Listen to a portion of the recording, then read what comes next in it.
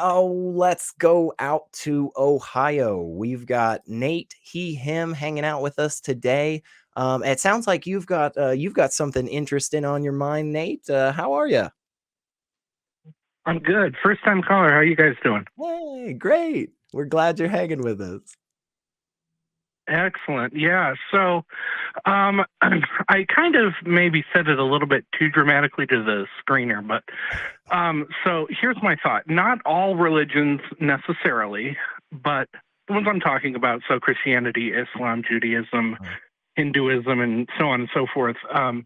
These are things that I believe, maybe to a lesser degree, Hinduism, but they seem to require certitude, so absolute belief in the propositions and the doctrines, right? So faith struggles against doubt. So in these religions, skepticism is the enemy and certitude is the goal, right? Do you agree with that? Mm, uh, Maybe not 100%, but I don't think the nuances matter just yet. I kind of want to see where you're going with it. But yeah, I would say largely probably you're going to find more religious people not exactly excited about doubt, believing things on the whole faith stuff, no evidence. Yeah, probably. But yeah, where are you going with this? Okay, yeah, generally. Okay, so for these religions, and others that require this kind of certitude or have this Mm. sort of certitude as a goal, it requires that they suspend their disbelief because, and I say that because you have to suspend disbelief if you're going to believe in, let's say, talking donkeys or Mohammed's night journey or burning bushes that speak to people and things like that. There are very few people, I think, that have no doubts whatsoever about the plausibility of these Yeah, propositions. yeah. So the suspension of disbelief, and I think this is the key part, is not the same thing as positive belief. Mm-hmm. Mm-hmm. So, because once you know that you don't know for sure, once you acknowledge that, you're suspending your disbelief, you do not have the certitude that is Sure. required of your religion. So my conclusion here is that there are very few actual believers, very, very, very few, and the ones that are the kind of people who, you know, are going to believe without hesitation in talking burning bushes and stuff like that. Yeah.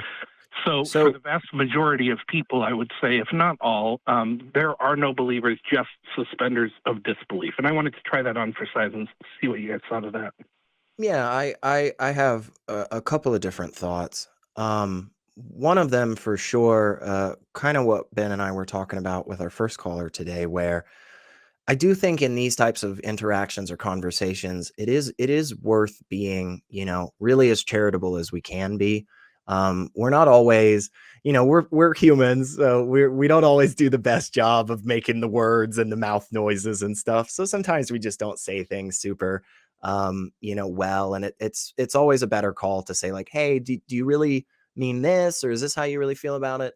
And if somebody comes up to you and says, hey, I'm a believer in something, I do think it's worth it to kind of just take them at face value on that.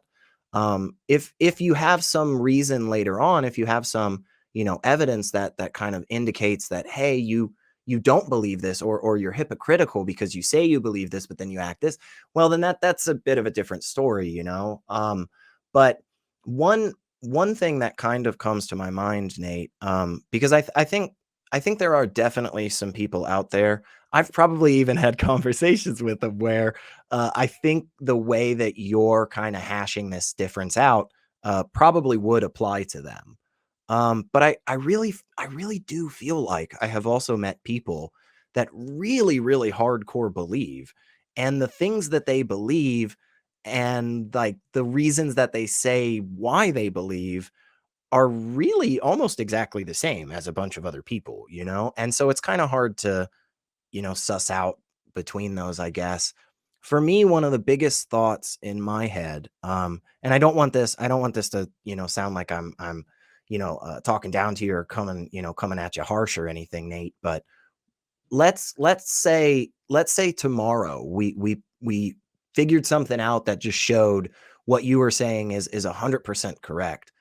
What do you think that changes about the landscape right now? What do you think that that does for us? Do you feel that if more of the non-religious view the religious in this way, like maybe we can get some more secular humanism spread around? Or do you think, like, we're never going to be able to tackle these unfounded beliefs unless we see it like this?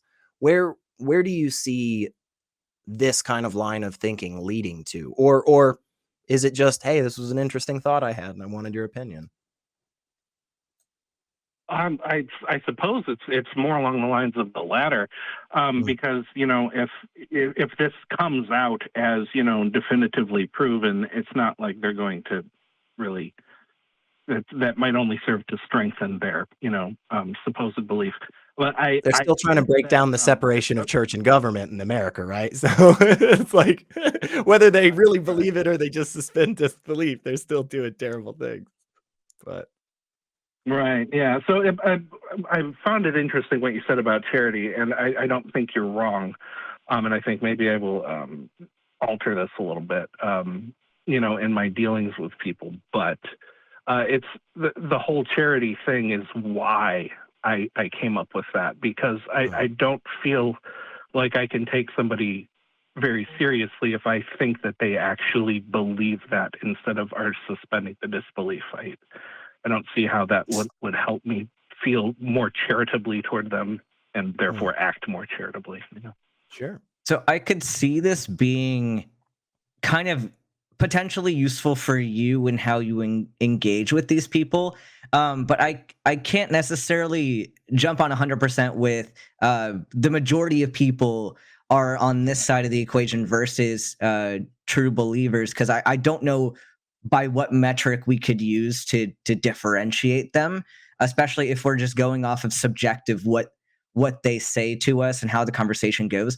But I could see this being useful for you in, let's say, you're having a conversation with someone, kind of Socratically asking them questions, what they believe and why, kind of going down these paths of faith and all that. And let's say you get to a point where uh, you can make it more clear that they are suspending their disbelief. I think that that could guide their questions or guide your questions to maybe give them more reasons to doubt what they were uh, previously believing.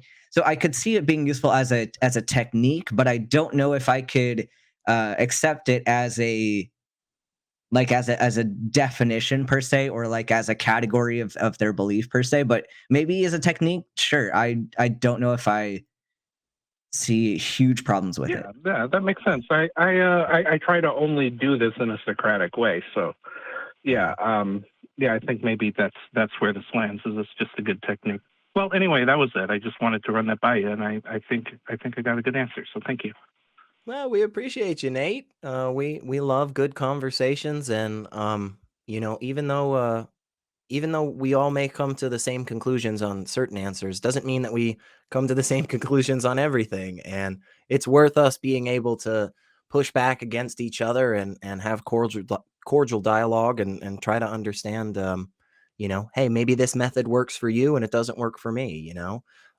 You're great at that. I'll be honest, Ben. You're so amazing at that. I love when you tell somebody, hey, okay, let's work through this. What are all the possible alternatives as to what this could be? I love when you do that, because I just feel like that really helps people construct themselves an answer that makes sense, right? It's like, oh, well, yeah, it could have, yeah, I guess it could have been a balloon.